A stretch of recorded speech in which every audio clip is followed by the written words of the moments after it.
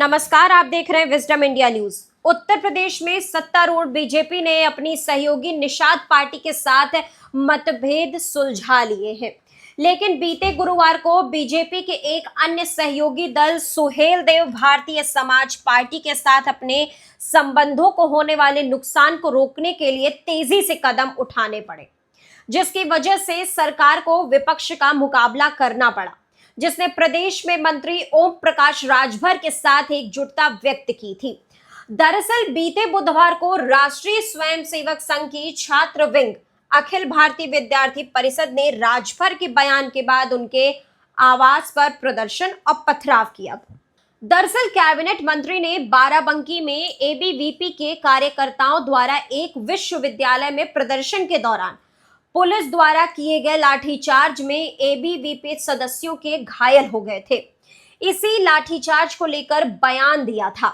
अपने बयान में राजभर ने संगठन के सदस्यों को गुंडा कहा था, जिसके बाद एबीवीपी ने उनके खिलाफ जमकर प्रदर्शन किया।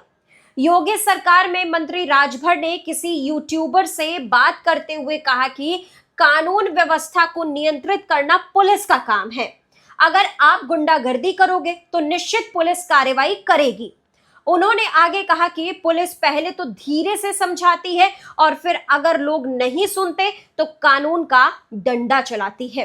राजभर के इस बयान के बाद एबीवीपी भड़क गई और मंत्री के घर के बाहर इकट्ठे होकर उनका पुतला जलाया और उनके खिलाफ नारे लगाए गए।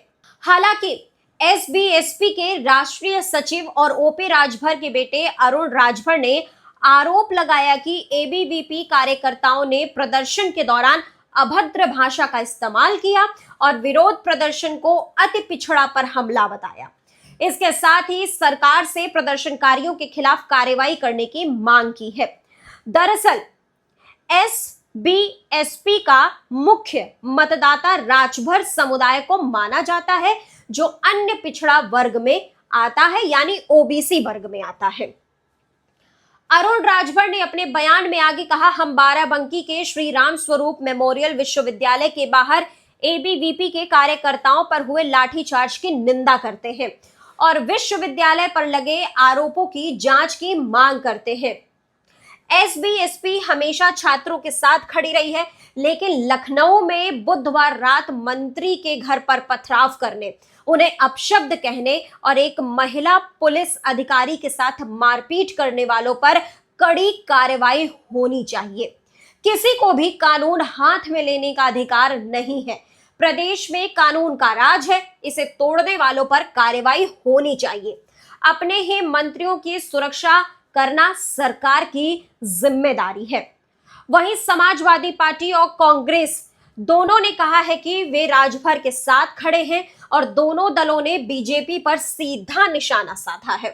सपा मुखिया अखिलेश यादव ने बीजेपी को एक शोषण करने वाली पार्टी करार देते हुए कहा कि उनके सहयोगियों को अब तक समझ आ जाना चाहिए था, वह उनकी आर्थिक स्थिति तो सुधार सकती है, लेकिन उनका सम्मान कभी नहीं कर सकती, क्योंकि वह पहले इस्तेमाल करो फिर नष्ट करो के सिद्धांत पर काम करती है।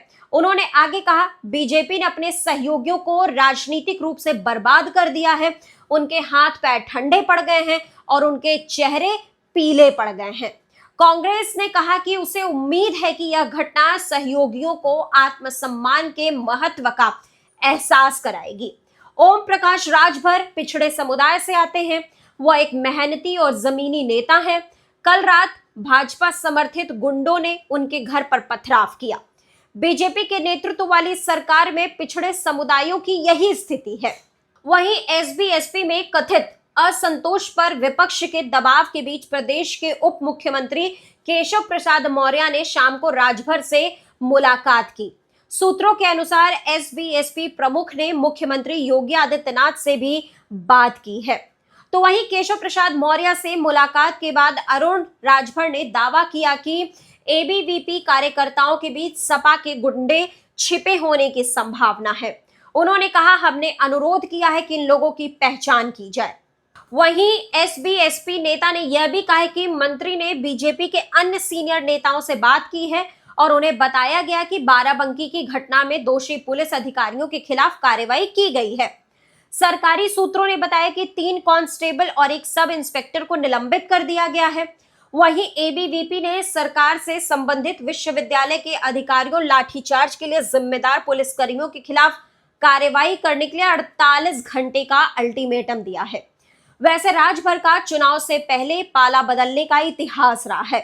बीजेपी और राजभर ने 2027 का चुनाव साथ मिलकर लड़ा था, लेकिन 2 साल बाद लोकसभा चुनाव से पहले बीजेपी नेतृत्व की आलोचना करने के कारण राजभर को योगी मंत्रिमंडल से बर्खास्त कर दिया गया था।